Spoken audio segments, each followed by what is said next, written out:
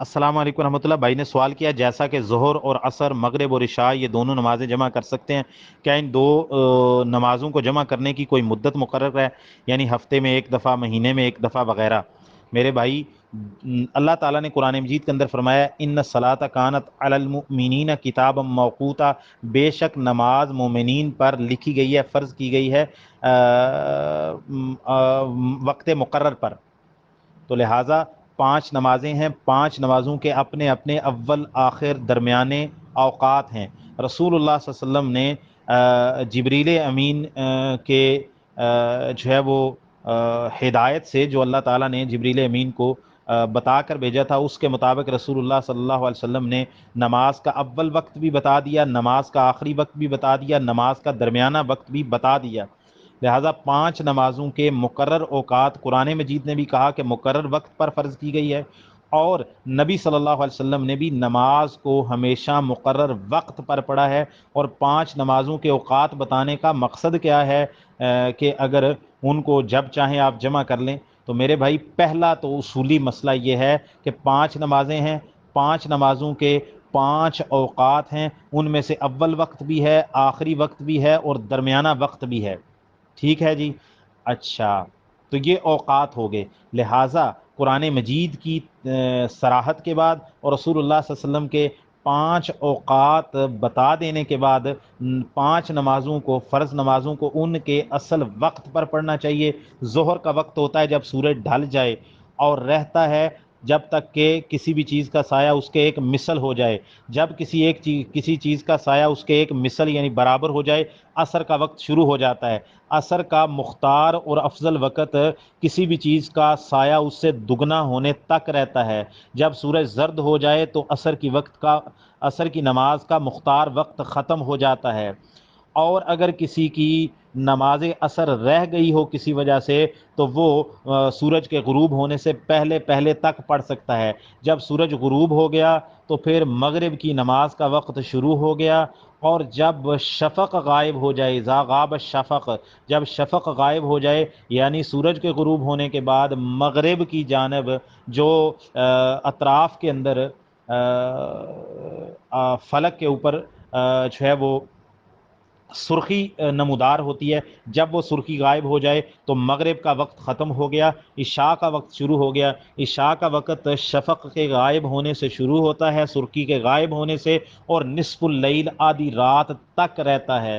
اور فجر کی نماز کا وقت اس وقت ہوتا ہے جب سحری کا اختتام ہو جاتا ہے، فجر صادق طلوع ہوتی ہے، اور جب سورج طلوع ہو جائے تو فجر کا وقت ختم ہو جاتا ہے. یہ 5 وقت ہیں، ان کے درمیان شروع سے لے کے آخر تک ہی نماز پنجگانہ ادا کریں گے تو اس کا ثواب ملے گا.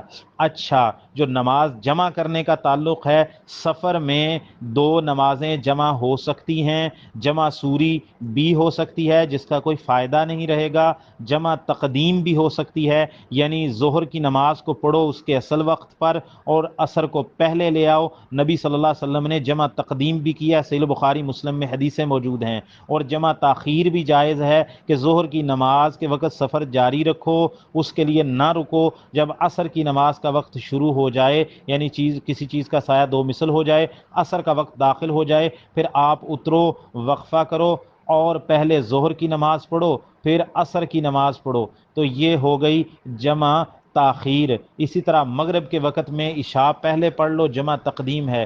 اور مغرب نہ پڑھو، عشاء کے ساتھ جا کر پڑھو جب عشاء کا وقت شروع ہو جائے، تو یہ ہو گئی جمع تاخیر. تو لہٰذا سفر میں مطلق طور پر احادیث سیاح میں ثابت ہے رسول اللہ صلی اللہ علیہ وسلم نے جمع تقدیم بھی کی ہے، جمع تاخیر بھی کی ہے. دوسری بات، 2 نمازیں جمع ہو سکتی ہیں، جو ہے وہ ایک روایت سے ثابت ہوتا ہے کہ بارش میں، بعض علماء ویسے اس کے قائل نہیں ہیں لیکن بارش میں راجح اور صحیح دلائل سے یہ بات معلوم ہوتی ہے 2 نمازیں جمع ہو سکتی ہیں. اسی طرح ظہر اور عصر، مغرب اور عشاء. اور اس میں کہتے ہیں کہ جمع تاخیر زیادہ بہتر ہے، بہرحال جمع تقدیم تاخیر دونوں ہو سکتی ہیں. اچھا، تیسری صورت ہوگی انفرادی طور پر، یعنی ہر فرد کے لیے اجتماعی نہیں، کہ ایک شخص بیمار ہے، وضو کا مسئلہ ہے، سلسل بول کا مسئلہ ہے، یا مستحاضہ عورت ہے، اس کی میں تفصیل بیان نہیں کروں گا مستحاضہ کس کو کہتے ہیں، تو وہ بھی ظہر اور عصر، مغرب اور عشاء کٹھی کر سکتی ہے۔ مریض آدمی بار بار وضو نہیں کر سکتا، اٹھ نہیں سکتا، یا اس کو کوئی ایسا عذر لاحق ہے کہ اس کے لیے آسانی پیدا کرنے کے لیے وہ حالت اقامت میں بھی، یا مستحاضہ عورت کو جب وہ ظہر کے عصر کے لیے غسل کرے، مغرب اور عشاء کے لیے غسل کرے اور فجر کے لیے، تو اس کے لیے بھی نماز، دو نمازیں جمع کرنا جائز ہے۔ یا پھر حج کے موقع پر عرفات میں ظہر اور عصر نبی پاک نے جمع کی ہے، اور مزدلفہ میں رسول اللہ صلی اللہ علیہ وسلم نے مغرب اور عشاء جمع کی ہے۔ جو مکہ والے تھے انہوں نے بھی جمع کی ہے، اور جو باہر سے آئے تھے وہ تو تھے ہی مسافر، انہوں نے بھی جمع کی ہے۔ اچھا، تو باقی حالت اقامت میں بغیر کسی عذر کے، یعنی خوف بھی نہ ہو، بارش بھی نہ ہو، سفر بھی نہ ہو، کوئی انفرادی طور پر کسی شخص کو بیماری بھی نہ ہو، تو نماز جمع نہیں کرنی چاہیے۔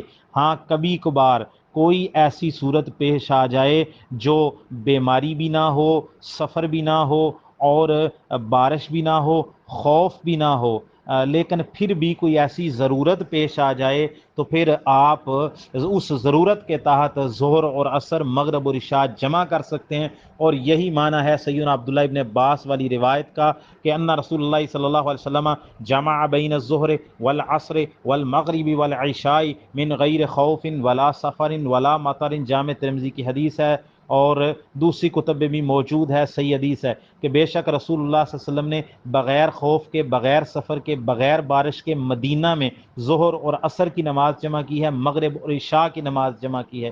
تو اس سے یہ بات معلوم ہوتی ہے کہ نہ سفر عذر تھا، نہ خوف عذر تھا، نہ بارش عذر تھی، اور نہ مرض، کوئی بیماری وغیرہ عذر تھا، کوئی اور وجہ تھی جس کی وجہ سے رسول اللہ صلی اللہ علیہ وسلم نے نماز کو جمع کی ہے۔ اور جو ہے سیدنا عبداللہ ابن عباس سے پوچھا گیا تو کہ رسول اللہ صلی اللہ علیہ وسلم نے ایسے کیوں کیا، آپ سے سیدنا عبداللہ ابن عباس نے فرمایا اللہ تحرج امتہ، تاکہ رسول اللہ صلی اللہ علیہ وسلم کی امت مشکل میں نہ پڑ جائے۔ تو اس سے یہ بات کہ بیان جواز کے لیے کیا کہ کبھی کبھار اقامت کی حالت میں خوف، سفر، بارش نہ بھی ہو تو آپ کبھی کبھار ضرورت کے تحت دو نمازیں جمع کر سکتے ہیں، جب آپ کا کوئی فائدہ اس میں جو ہے وہ موجود ہو۔ بغیر فائدے کے، بغیر ضرورت کے، اگرچہ سفر بھی نہ ہو تو بغیر ضرورت اور بغیر حاجت کے آپ دو نمازیں جمع نہیں کر سکتے۔ وہ پانچ نمازوں کے پانچ اوقات ہیں، اسی میں حالت اقامت میں آپ نے نماز پڑھنی ہے۔ والسلام علیکم ورحمۃ اللہ وبرکاتہ۔ امت مسلمہ کے مسائل کی مزید ویڈیوز دیکھنے کے لیے ہمارے چینل کو سبسکرائب کریں اور بیل آئیکن پر کلک کریں۔